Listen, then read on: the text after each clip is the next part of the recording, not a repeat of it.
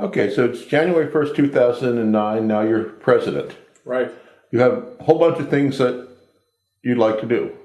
Exactly. Well, And before that, Lou Thurman and others advised me to have no more than 3 things as my goals, because I don't have to, in 1 year, I can't possibly accomplish more than 3 things. And I thought about that, and I decided, no way, that's not the way I'm going to do it. I said, I can do more than 3 things. Because if I just set out to do 3 things, and 2 out of 3 become unsuccessful, that means I will have done 1 thing during my presidency. And in my thinking, I thought about what the IEEE president's authority is.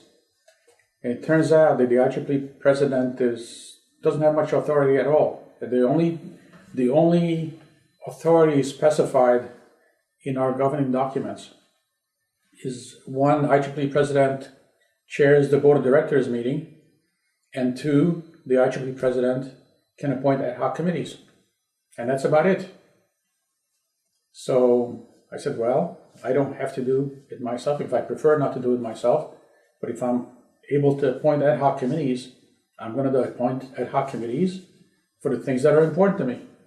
And eventually I ended up appointing 26 ad hoc committees, and people were flabbergasted because it never happened before. right. And I don't think it's probably not going to happen for a long time to come, but who knows. And I decided to attempt to do the things that I think are important for IEEE. So some of the 26 dealt with strategic issues like how do we become a more global organization, and some were quite operational, like we didn't have any video conferencing capability. So if Mary Ward Callan wanted to talk to the Computer Society executive director in California, she could call on telephone, or she could hop on a plane and go out there and visit.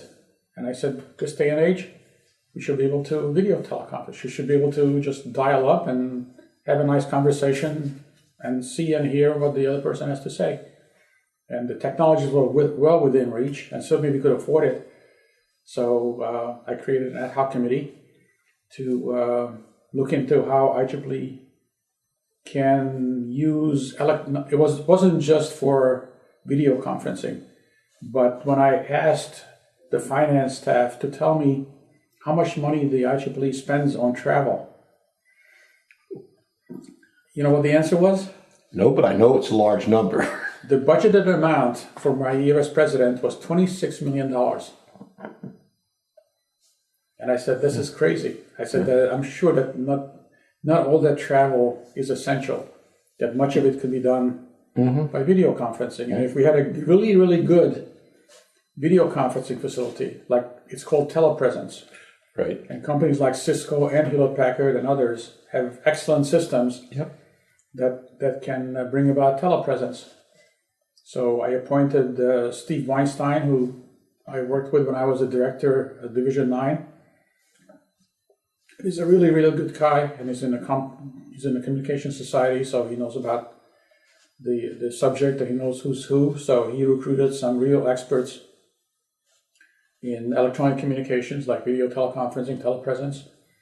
And they came up with some recommendations, and I talked to Jim Prendergast about implementing those recommendations, and it wasn't implemented during my year, but the year after, the IEEE acquired some good facilities for video conferencing.